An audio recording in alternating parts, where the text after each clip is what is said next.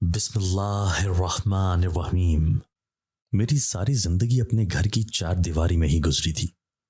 نہ میں کبھی اسکول گئی تھی اور نہ ہی کبھی کہیں بلا وجہ باہر۔ کبھی اگر کوئی ایسا وقت آ جاتا جب میری فیملی کو کہیں جانا ہوتا تو بھی ہم ساری عورتوں کے لیے خاص پردے کا اہتمام کیا جاتا تھا۔ میرے ابو بہت سخت مزاج انسان تھے، بلکہ صرف ابو نہیں، ہمارا پورا خاندان ہی اس معاملے میں سخت تھا۔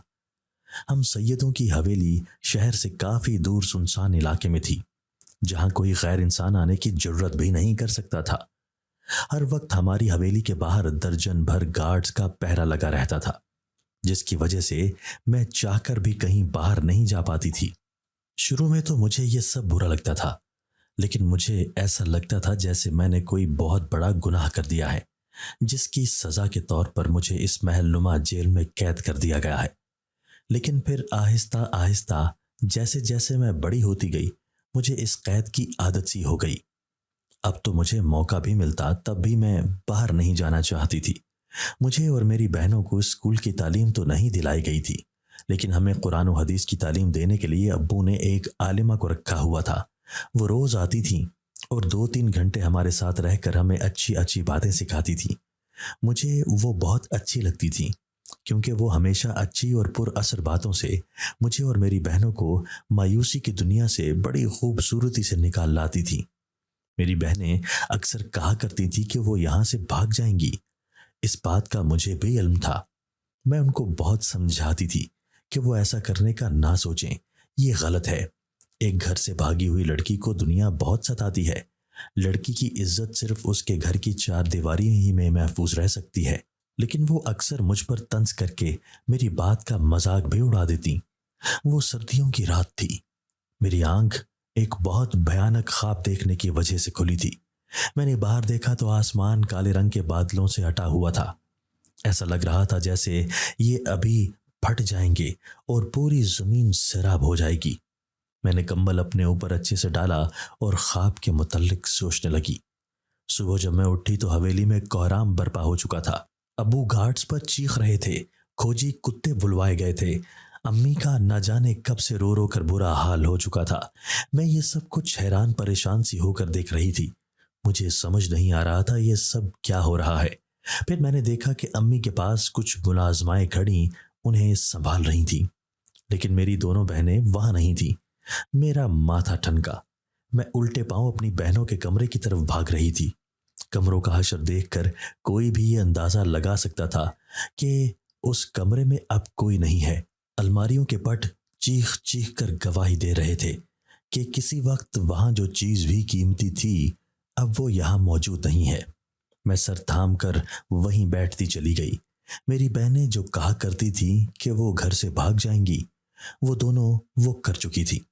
ابو نے مجھے بلایا تھا۔ ان کو شاید یقین نہیں آ رہا تھا کہ گھر میں موجود ہوں۔ پہلے تو ابو نے مجھے خوب سنایا کہ اگر تمہارے دل میں بھی یہی سب چل رہا ہے تو میری اجازت ہے، ابھی اسی وقت دفع ہو جاؤ اس گھر سے۔ لیکن میں نے جب ان کو یقین دلایا کہ ابو میرا ایسا کوئی ارادہ نہیں اور نہ کبھی میں یہ گھٹیا قدم اٹھانے کا سوچ بھی سکتی ہوں، تب ابو نے مجھے گلے لگایا اور خوب روئے۔ مجھے لگا اب یہ بات یہیں دفن ہو جائے گی، لیکن اگلے دن امی نے آ کر میرا رشتہ پکا ہو جانے کی خبر سنائی۔ مجھے شدید ملال ہوا۔ ابو کو شک تھا کہ کہیں میں بھی گھر سے بھاگ نہ جاؤں، اس لیے مجھے جلد از جلد گھر سے رخصت کرنا چاہتے تھے۔ مجھے اس رشتے سے بھلا کیا اعتراض ہو سکتا تھا؟ میں چپ چاپ اپنی شادی کی تیاریاں ہوتی دیکھتی رہی۔ 1 ہفتے کے اندر اندر میرا نکاح طے ہو چکا تھا۔ کہیں نہ کہیں میں خوش بھی تھی کہ اب میں کہیں باہر جا سکوں گی، کھلی ہوا میں اپنی مرضی سے سانس لے سکوں گی۔ لیکن میری ساری خوشی مٹی میں مل گئی۔ میں اپنے ہونے والے دلہے کو نکاح سے پہلے دیکھ بھی نہیں سکتی تھی۔ اوپر سے وہ بھی ابو کی پہچان والوں کے بیٹے تھے، یعنی بالکل ابو کی طرح۔ میں اپنے سارے ارمان اپنے دل میں دفن کر کے اس دن کا انتظار کرنے لگی جس دن میں ایک جیل سے رہائی پانے کے بعد ویسی ہی دوسری جیل میں منتقل ہونے والی تھی۔ کبھی کبھی مجھے اپنی بہنوں کا فیصلہ ٹھیک لگنے لگتا تھا کہ انہوں نے گھر سے بھاگ کر اچھا ہی کیا ہے۔ کم سے کم اس وقت وہ اپنی مرضی کی زندگی تو گزار رہی ہوں گی۔ آخر کار وہ دن بھی آ گیا جس دن میں سلطان احمد شاہ کے نکاح میں ان کے کمرے میں موجود تھی۔ نکاح سے پہلے میں نے ان کی ایک جھلک تک نہیں دیکھی تھی، لیکن نام سے مجھے وہ کسی سلطنت کے شہزادے لگ رہے تھے۔ میں ان کا انتظار کرتے کرتے اب بیٹھے بیٹھے تھک گئی تھی۔ میں نے وقت دیکھا تو 2 بج رہے تھے۔ اب تک تو آ جانا چاہیے تھا، لیکن وہ نہیں آئے اور مجھے وہیں بیٹھے بیٹھے نیند آ گئی۔ صبح جب میں تیار ہو کر کمرے سے باہر آئی تو میری نظر ڈرائنگ روم کی صفائی کرتی ملازمہ پر پڑی۔ میں اس کے کپڑے سے تو سمجھ گئی تھی کہ وہ اس گھر کی ملازمہ ہی ہے، لیکن اس کی شکل و صورت دیکھ کر میں دنگ رہ گئی تھی۔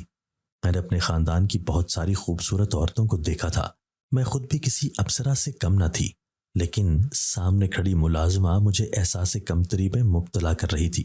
اس کی لامبی پلکیں جو جھکی ہوئی تھیں، کمان سی بھویں، سرخی مائل ہونٹ اور گداز گال مجھے عجیب طرح کی جلن کا احساس دلا رہے تھے۔ اوپر سے یہ خیال کہ وہ میرے شوہر کے ساتھ پتہ نہیں کب سے ہے۔ میرا دل کیا میں اس کا منہ نوچ لوں۔ ارے بی بی صاحبہ، آپ اٹھ گئیں، میں آپ کے لیے ناشتہ بنا دوں؟ میرے اندر کی جلن سے بے خبر وہ اپنے شیریں لہجے میں پوچھ رہی تھی۔ تمہارے صاحب کہاں ہیں؟ میں ان کے ساتھ ناشتہ کروں گی، میں نے نہایت ہی اکھڑے ہوئے انداز میں اس سے پوچھا۔ وہ کچھ دیر مجھے اپنی غزال آنکھوں سے تکتی رہی اور پھر گردن جھکا کر بولی، میڈم جی وہ تو دفتر چلے گئے ہیں۔ کیا دفتر؟ شادی کے پہلے دن دفتر کون جاتا ہے؟ مجھے نوکرانی کی بات تیر کی طرح چبھی تھی۔ ایک تو میں ساری رات اس کا انتظار کرتی رہی اور اب وہ دفتر چلا گیا۔ میں پیر پٹکتی ہوئی واپس اپنے کمرے میں چلی گئی۔ سارا دن گزر گیا لیکن سلطان نہیں آئے۔ میں نے 1-2 دفعہ نوکرانی سے بھی پوچھا کہ کیا سلطان کا کوئی فون تو نہیں آیا، لیکن کوئی فائدہ نہیں ہوا، وہ شام تک نہیں آیا۔ رات کو نوکرانی نے آ کر بتایا کہ سلطان نے فون کر کے کہا ہے کہ سبرینا سے کہو وہ رات کا کھانا کھا کر سو جائے، میں دیر سے واپس آؤں گا۔ یہ سن کر میرا تو خون ہی کھول گیا۔ یہ کیا طریقہ تھا؟ شادی کا پہلا دن میں نے اپنے دلہے کو دیکھا تک نہیں، اور وہ ہے کہ دفتر چلے گئے تھے اور اب واپس نہیں آئیں گے۔ میں نے نوکرانی سے کہا کہ میں کھانا نہیں کھاؤں گی اور منہ لپیٹ کر سو گئی۔ 1-2 دفعہ نوکرانی پھر سے کھانے کا پوچھنے آئی تو میں نے اسے اچھا خاصا سنا دیا اور دل کھول کر روئی۔ روتے روتے میری آنکھ لگ چکی تھی اور اس رات 1 دفعہ پھر مجھے وہی خواب دکھائی دیا جو میں نے شادی سے پہلے دیکھا تھا۔ میں نے پلنگ پر دیکھا تو وہاں سلطان بھی موجود نہیں تھے۔ مجھے حیرت ہوئی، وہ ابھی تک نہیں آئے تھے۔ میں بہت ڈر گئی تھی، لیکن آج بھی مجھے اس سیاہ دھوئیں سے بنے ہیولے کی باتیں سمجھ نہیں آئی تھیں۔ میں نے فوراً جو بھی آیات یاد تھیں پڑھنے لگی۔ کچھ دیر بعد مجھے پھر سے نیند آ چکی تھی۔ صبح جب میں اٹھی تو 10 بج رہے تھے اور کمرے کے دروازے پر دستک ہو رہی تھی۔ میں نے دروازہ کھولا تو وہی نوکرانی تھی۔ میڈم جی آ جائیں، ناشتہ لگ چکا ہے، وہ کہہ کر جانے لگی تو میں نے اسے روک لیا۔ کیا نام ہے تمہارا؟ میں نے اسے سر سے پاؤں تک دیکھتے ہوئے پوچھا۔ جی کلثوم نام ہے میرا، وہ دھیرے سے کہتی ہوئی چلی گئی اور میں خوشی خوشی سے تیار ہونے لگی، کیونکہ آج میں سلطان کو اور سلطان مجھے پہلی دفعہ دیکھنے والے تھے۔ جب میں تیار ہو کر ڈائننگ ٹیبل پر پہنچی تو وہاں ناشتے کے برتن لگے ہوئے تھے اور کلثوم ناشتہ لگانے میں جٹی ہوئی تھی۔ سلطان کہاں ہے؟ میں نے کلثوم سے پوچھا تو اس کی گردن جھک گئی۔ میں نے پوچھا سلطان کہاں ہے؟ اب کی بار میں نے تیز آواز میں کہا تو وہ کانپنے لگی۔ مجھے اس سے یہ امید نہیں تھی کہ وہ مجھ سے اتنا ڈر بھی سکتی ہے۔ میرا روب کچھ اور بڑھ گیا۔ میں نے اب کی بار چبا چبا کر پوچھا سلطان کہاں ہے؟ جی وہ تو دفتر، وہ ہکلانے لگی تھی۔ مجھے اس کی حالت پر ہنسی بھی آ رہی تھی اور تعجب بھی۔ میں نے اسے جانے کو کہا اور خود بیٹھ کر ناشتہ کرنے لگی۔ میرا اشارہ پاتے ہی وہ وہاں سے فوراً 9 تو 11 ہو چکی تھی۔ میں نے ناشتہ کیا اور گھر دیکھنے لگی۔ وہ کافی بڑا گھر تھا۔ میں نے پہلے نیچے کا حصہ دیکھنا شروع کیا۔ گھر میں 3 لوگوں کے ہونے کی وجہ سے کافی خاموشی تھی۔ میں ایک ایک کمرہ دیکھتی ہوئی آگے بڑھ رہی تھی جب میں نے کلثوم کو اوپر کی منزل پر ٹہلتے دیکھا اور اس کے پیچھے پیچھے اوپر چلی گئی۔ اوپر پہنچ کر میں نے کلثوم کو آوازیں دیں لیکن جواب نہیں آیا تو میں اور آگے جانے لگی۔ جب مجھے کلثوم نے نیچے سے آواز دی میرے پاؤں وہیں زنجیر ہو گئے۔ میں نے اپنے آگے دیکھا، جہاں پہلے میں نے کلثوم کو دیکھا تھا وہاں کوئی بھی نہیں تھا اور پھر آہستہ آہستہ گردن گھما کر نیچے جھانکا۔ وہاں نیچے کلثوم کھڑی تھی اور اس کی آنکھوں میں سے انگارے سے نکل رہے تھے۔ میں سہم سی گئی۔ تب تک کلثوم اوپر آ چکی تھی۔ وہ شدید غصے میں میری طرف بڑھ رہی تھی، جیسے میں نے کوئی بھیانک غلطی کر دی ہو، لیکن میرے قریب پہنچتے ہی اس کے چہرے کے تاثرات بالکل نارمل ہو چکے تھے۔ بی بی صاحبہ، آپ کو کچھ چاہیے تھا؟ وہ اپنے مخصوص میٹھے لہجے میں بول رہی تھی۔ میں تو اس کے رویے سے الجھ کر رہ گئی تھی۔ نہیں، میں تو بس گھر دیکھ رہی تھی، میں نے کھوئے ہوئے لہجے میں کہا۔ ارے آپ مجھے بتاتی، میں دکھا دیتی آپ کو گھر۔ وہ کیا ہے نا، یہ جو کمرہ ہے نا، اس نے اسی کمرے کی طرف اشارہ کیا جس کے آگے میں نے تھوڑی دیر پہلے کلثوم کو جاتے دیکھا تھا۔ اس میں نا کوئی چیز ہے، اس نے رازدارانہ انداز میں جھک کر میرے کان میں کہا۔ کیا مطلب کوئی چیز ہے؟ میں نے نہ سمجھی سے پوچھا۔ وہ جی، صاحب کہتے ہیں اس کمرے میں کوئی بھوت ہے جسے صاحب لوگوں نے 20 سال پہلے دم درود کی مدد سے قید کر دیا ہے۔ اب ہم اس کمرے کے آس پاس بھی نہیں بھٹکتے، اس لیے میں نے آپ کو آواز دے کر روک لیا کیونکہ آپ اسی کمرے کی طرف جا رہی تھی۔ مجھے کلثوم کی بات پر یقین نہیں آیا تھا، لیکن اس وقت میں بہت ڈر گئی تھی، اس لیے میں نے اسے یقین دلایا کہ اب میں اس کمرے کے آس پاس بھی نہیں جاؤں گی، اور پھر نیچے آ گئی۔ میں جب کمرے میں آئی تو کافی تھکاوٹ محسوس کر رہی تھی، اس لیے میں ایک بار پھر سونے کے لیے لیٹ چکی تھی۔ میری جب آنکھ کھلی تو شام ہو چکی تھی۔ میں ہڑبڑا کر اٹھ بیٹھی۔ مجھے حیرت ہو رہی تھی کہ میں کیسے اتنی دیر تک سوئی رہی تھی۔ میں فریش ہو کر باہر آ گئی اور کلثوم کو ڈھونڈنے لگی، لیکن وہ مجھے کہیں دکھائی نہیں دی، تو میں خود ہی چائے بنانے لگی۔ مجھے چائے کی پتی چاہیے تھی اور وہ مجھے کافی ڈھونڈنے کے بعد بھی مل نہیں رہی تھی۔ ڈھونڈتے ڈھونڈتے مجھے چائے کی پتی تو نہیں ملی، لیکن کبڑ میں سے مجھے کچھ ایسا ملا جسے دیکھ کر میرے رونگٹے کھڑے ہو گئے۔ میں سب کچھ وہیں چھوڑ چھاڑ کر بھاگتی ہوئی اپنے کمرے میں آئی۔ میرا پورا جسم کانپ رہا تھا اور اتنی ٹھنڈ میں بھی مجھے پسینے چھوٹ گئے تھے۔ تبھی کمرے کے دروازے پر دستک ہوئی۔ میں مزید کانپ گئی۔ کون ہے؟ میرے منہ سے آواز بھی بامشکل نکل رہی تھی۔ بیگم صاحبہ، میں ہوں کلثوم۔ میں نے اٹھ کر دروازہ کھولا۔ کلثوم کو دیکھ کر میری جان میں جان آئی تھی۔ کیا ہوا بیگم صاحبہ؟ آپ ٹھیک تو ہیں؟ میری حالت ایسی ہو گئی تھی جسے دیکھ کر کوئی کہہ سکتا تھا کہ میں نے اس وقت جیسے کوئی بھوت دیکھ لیا ہے۔ کچھ نہیں، بس ذرا سی طبیعت خراب تھی۔ تم بتاؤ کیا کہنا تھا؟ میڈم جی، میں تو یہ پوچھنے آئی تھی کھانے میں کیا بناؤں، کیونکہ صاحب تو آج گھر نہیں آئیں گے، تو میں نے سوچا آپ کی پسند کا کچھ بنا لوں۔ کلثوم کہہ رہی تھی اور میرا خون کھول رہا تھا۔ ویسے کون سے تمہارے وہ مصروف سلطان صاحب روز میرے ساتھ کھانا کھاتے رہتے ہیں جو آج وہ نہیں ہوں گے؟ بنا لو کچھ بھی۔ اور ابھی تم کہاں دفع ہو گئی تھی؟ میں نے تمہیں کتنی آوازیں دی ہیں؟ وہ میڈم، میں اوپر تھی، چھت پر اچار ڈالا ہے، وہی دیکھنے گئی تھی۔ کلثوم نے اپنے مخصوص ڈرے ڈرے لہجے میں بتایا اور اجازت لے کر چلی گئی۔ میں کیا خاک کھانا کھاتی؟ چائے کی پتی ڈھونڈتے ہوئے میں نے کبڑ میں جو بکرے کا سر دیکھا تھا اس کے بارے میں سوچ سوچ کر میرے رونگٹے کھڑے ہو رہے تھے۔ ایک پل کو تو میں نے سوچا کلثوم سے پوچھوں کہ وہ بکرے کا سر کہاں سے آیا، لیکن مجھے کلثوم کی حرکتیں بھی عجیب لگ رہی تھیں۔ مجھے لگ رہا تھا وہ مجھ سے کچھ چھپا رہی ہے، اس لیے میں نے اس سے کچھ بھی پوچھنے سے خود کو روک لیا۔ اس رات بھی میں بنا کھائے سو گئی اور رات کو میں نے وہی خواب دیکھا۔ اٹھی تو سلطان کو نہ پا کر بہت رونا آیا۔ یہ کیسی آزمائش ہے میرے مولا؟ کیا میری زندگی میں صرف ایک لائی ہی لکھی گئی ہے؟ کیا یہی میرا مقدر ہے؟ یہ سب کیا ہو رہا ہے؟ میں نے بنا دیکھے ایک شخص کو اپنی زندگی میں ہم سفر کے طور پر شامل کر لیا، اپنے ماں باپ کی عزت کو پامال نہیں کیا، ہمیشہ تیری رضا پر راضی رہی۔ کیا ملا یہ سب کر کے؟ ہمیشہ کے لیے ایک لائی۔ میں نے ابھی تک اس شخص کو دیکھا تک نہیں جسے خدا نے میرا مزاجی خدا بنا کر بھیجا ہے۔ کیا وہ اس شادی سے خوش نہیں ہے؟ نہ جانے کیا کچھ میرے ذہن میں رات بھر گردش کرتا رہا، جس وجہ سے میں پوری رات سو نہ پائی اور نتیجتاً میں اگلی صبح دوپہر تک سوتی رہ گئی۔ میں جب نیند سے جاگی تو میرا ذہن کافی ہلکا پھلکا محسوس ہو رہا تھا۔ میں نے ناشتہ کیا اور ڈرائنگ روم میں بیٹھ کر ٹی وی دیکھنے لگ گئی۔ ٹی وی دیکھتے دیکھتے مجھے اچانک ایک خیال آیا اور میں اس خیال کو اپنے ذہن سے نکال نہ پائی۔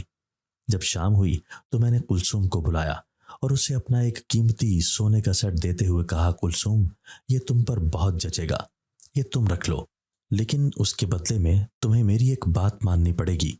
कुलसूम ने बिना तासुर के उस सोने के सेट को देखा और बोली, बेगम साहिबा, आपको क्या चाहिए मुझसे? मैं बिना किसी लालच के ही आपका काम कर दूंगी। मुझे कुलसूम की ऐसी बात से बहुत शर्मिंदगी महसूस हुई, लेकिन फिर भी मैंने उसको वो काम बताया। देखो कुलसूम, मेरी शादी को बहुत अरसा हो गया है, लेकिन मैंने अभी तक अपने शौहर को एक दफ़ा भी नहीं देखा। वो रात को ना जाने कब आते हैं और सुबह मेरे उठने से पहले ही चले जाते हैं। मैंने ये सब कुछ बहुत बर्दाश्त किया है, लेकिन अब मेरी बस हो गई है। मैं उनको देखना चाहती हूँ, इसलिए जब वो आए तो तुम मुझे उठा देना। लेकिन बेगम साहिबा, वो साहब, लेकिन कुछ नहीं। तुम्हें जैसा कहा है तुम बस उतना ही करना, वरना मैं तुम्हें नौकरी से निकाल दूंगी। मैंने आखिर में धमकी देते हुए कहा, ठीक है बेगम साहिबा, मैं आपको उठा दूंगी, पर जो होगा उसके जिम्मेदार आप ही होंगी। कुलसूम अजीब से सपाट लहजे में कहती, मुझे सकते में छोड़कर जा चुकी थी। मुझे कुलसूम पर शक हो चुका था कि वो जरूर कोई गड़बड़ कर रही है, इसलिए मुझे उस पर भरोसा नहीं था कि वो मुझे जगाएगी या नहीं। इसलिए मैंने नींद भगाने वाली दवा खाई और नींद का बहाना बनाकर सो गई। एक बार कुलसूम मुझे देखने मेरे कमरे में भी आई, लेकिन मुझे सोता देखकर चली गई। वक्त धीरे धीरे गुजर रहा था। 12 बजे और फिर 3 भी बज गए और मुझे उस वक्त बाहर किसी के कदमों की आहट सुनाई दी। मेरा दिल उछलकर हलक में आ गया था। न जाने क्यों मुझे कुछ अनहोनी होने का एहसास हो रहा था। मैं दिल ही दिल में आयतुल कुर्सी पढ़ने लगी। तभी कमरे का दरवाजा धीरे से खुला और कोई धीरे धीरे से चलता हुआ मेरे सर पर आकर रुका। फिर उसने झुककर हाथ से मेरे गाल को छुआ और उसी वक्त मैंने अपनी आंखें खोल दी। लेकिन अगले इंसान को देखते ही मेरी रूह लरस गई। मेरी आंखें फटी की फटी रह गईं जब मैंने देखा कि मेरा शौहर कोई और नहीं बल्कि वही था जिसको मैं इतने दिन से अपने ख्वाबों में देखती रही थी। काला चोगा पहने, मोटे काले होंठों में कुछ बुदबुदाता हुआ, अपनी लाल लाल आंखों से दायरे में कुछ सुफूफ झोंकता हुआ, मैं चीख मारकर पीछे हटी और पलंग के दूसरे सर पर जा बैठी। सुल्तान मुझे बिना किसी हैरानी के देखता रहा, जैसे उसे मेरे इस तरह के रवैये का पहले से ही पता था। वो मेरे सामने ही पलंग पर बैठ गया और आहिस्ता आवाज में कहने लगा, इसीलिए मैं इतने दिन तुम्हारे सामने नहीं आ रहा था। मुझे पता था मेरी बदसूरती को देखकर तुम ऐसा ही करोगी और मैं ये नहीं चाहता था कि तुम मुझसे नफरत करो। इतना कहकर वो उठकर बाहर चला गया। मैं फिर से अपनी जगह पर लेट गई, लेकिन अब मुझे नींद कैसे आती। मैं सोच रही थी मुझे ऐसा नहीं करना चाहिए था। क्या था अगर मैं सुल्तान को देखकर चीखती ना, उनका कितना दिल दुखा होगा।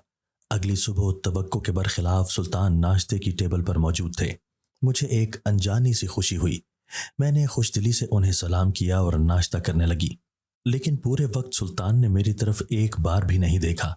मुझे बहुत दुख हुआ उनके ऐसे रवैये से, लेकिन मुझे लगा वो नाराज हैं। इसलिए मैंने ये तय किया कि आज मैं उनसे अपने रवैये की माफ़ी मांग लूंगी। लेकिन मुझे ये देखकर बहुत दुख हुआ कि सुल्तान बाहर चले गए। मैंने पूरा दिन उनका इंतज़ार किया, लेकिन वो वापस नहीं आए। यहाँ तक कि रात हो गई। मैं उनका इंतज़ार करते करते ना जाने कब सो चुकी थी। आधी रात को जब मेरी आंख अचानक खुली तो पूरे कमरे में अंधेरा फैला हुआ था। मैं अंधेरे में हाथ पांव मारती कमरे से बाहर निकल आई। मैं कुलसूम को उसके कमरे से उठाने के लिए उसके कमरे में गई तो पलंग खाली देखकर मुझे शदीद हैरत हुई। मैं अपने कमरे में वापस आ रही थी, लेकिन अचानक मुझे क्या सूझी जो मैं पलटकर ऊपरी ज़िने चढ़ने लगी। साथ ही साथ मैं दिल में कुरानी आयात का विर्द भी करती जा रही थी। चलते चलते मैं इस कमरे के आगे आ खड़ी हुई थी जिसके बाहर मैं कुछ महीनों पहले कुलसूम को देख चुकी थी। मैंने देखा कि दरवाज़ा खुला हुआ था। मैंने धीरे से पट खोला और अंदर कदम रखा ही था कि मैं पूरी की पूरी तरह लड़खड़ा गई। तब मुझे पता चला कि ये कोई कमरा नहीं बल्कि कोई तहखाना है। मैंने संभाल कर दूसरा कदम भी अंदर रखा और धीरे धीरे सीढ़ियां उतरने लगी। सीढ़ियां बहुत ज्यादा नहीं थीं तो बहुत कम भी नहीं थीं। जब मैं आखिरी सीढ़ी पर पहुंची तो मुझे कुछ मानूस सी आवाज़ें सुनाई देने लगी, जैसे मैंने पहले भी ये अल्फाज सुन रखे हों। यकायक मेरे दिमाग में अलार्म सा बजा। ये वही जुमले थे जो मैं ख्वाब में उस जादूगर को बुदबुदाते हुए सुनती थी। मेरे रोंगटे खड़े हो गए थे।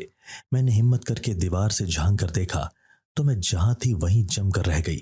मैंने देखा सुल्तान माथे पर काला कपड़ा बांधे, स्याही चोगा पहने, अपने काले रंग के मोटे मोटे होंठों से कोई मंत्र पढ़ रहा था और बार बार मुट्ठी में बंद सुफूफ पर पढ़कर फूंक देता था।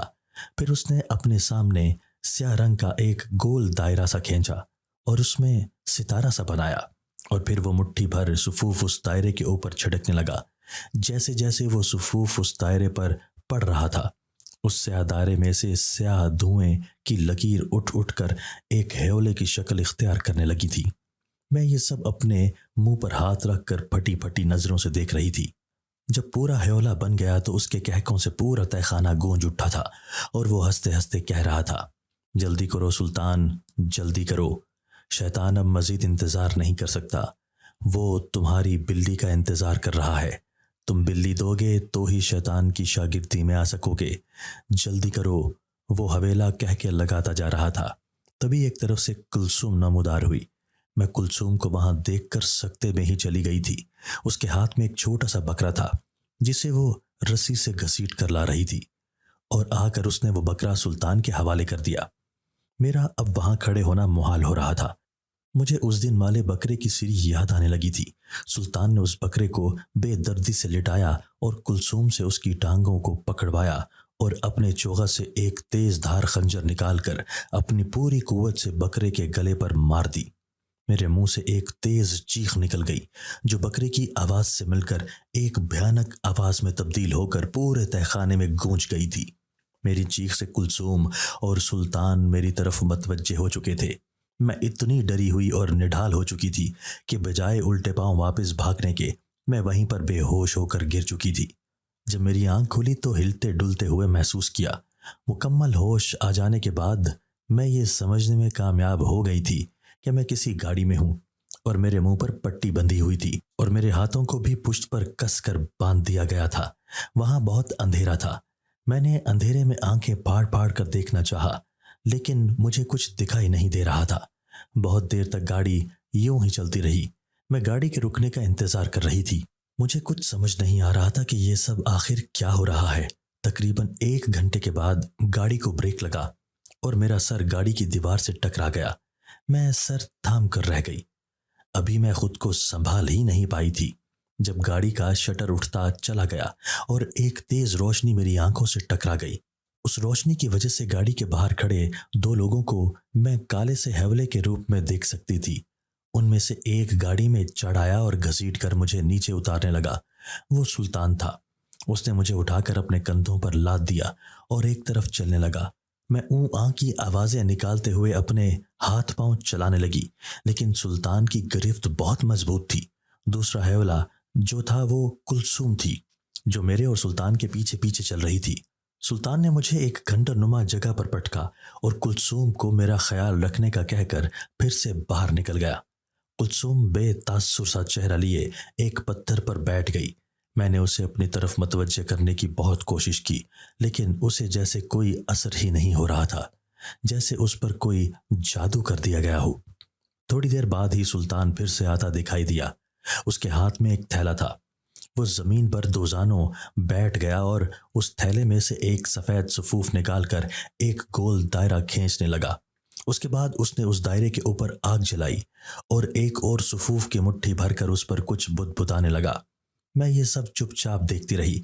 मुझे कुछ समझ नहीं आ रहा था कि आखिर ये सब क्या हो रहा है और मेरे साथ ही क्यों हो रहा है। सुल्तान ने वो मुट्ठी जैसे ही आग में झोंकी, एक जोरदार कहके के साथ वही स्याह धोने वाला हेवला नमूदार होने लगा।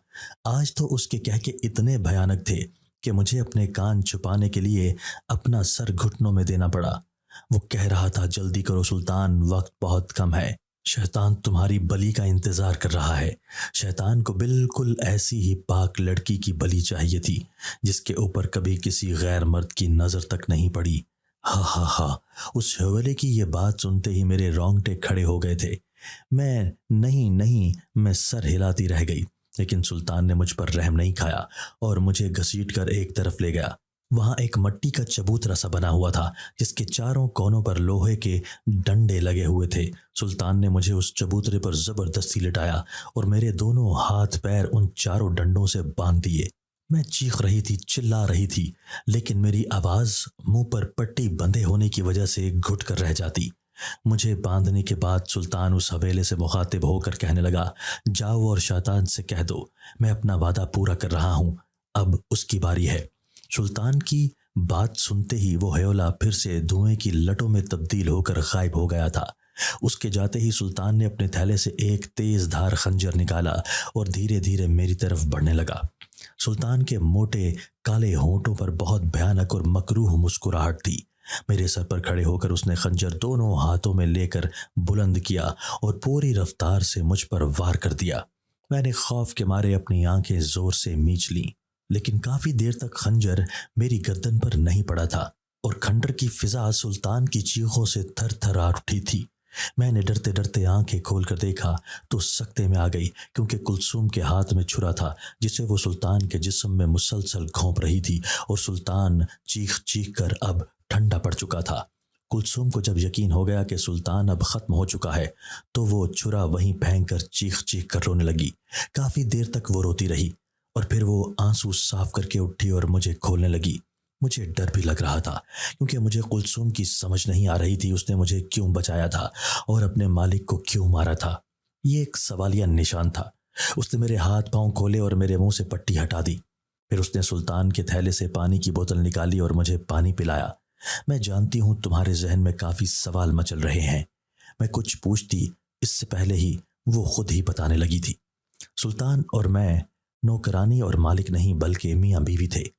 مجھے اس کی یہ بات سن کر بہت بڑا جھٹکا لگا تھا، لیکن وہ کہہ رہی تھی ہم بہت غریب تھے، امیر ہونے کی لالچ میں ہم اس گناہ میں مبتلا ہو گئے، ہم نے کالا جادو شروع کر دیا، اس سے ہمیں دولت تو بہت ملی لیکن سلطان کی لالچ بڑھتی گئی۔